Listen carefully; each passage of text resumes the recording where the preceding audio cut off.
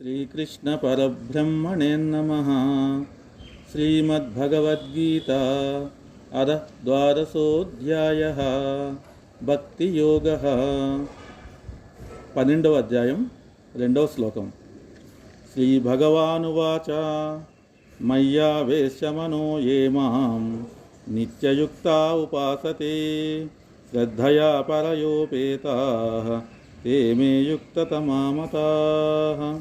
శ్రీ భగవానుడు ఇట్లనెను, పరమేశ్వరుడునైన నాయందే ఏకాగ్రచిత్తులై నిరంతరము నా భజన ధ్యానాదులయందే నిమగ్నులై అత్యంత శ్రద్ధాభక్తులతో సగుణ రూపమున నన్ను ఆరాధించు భక్తులే యోగులలో మిక్కిలి శ్రేష్ఠులు అని నా నిశ్చిత అభిప్రాయము. హరి ఓం.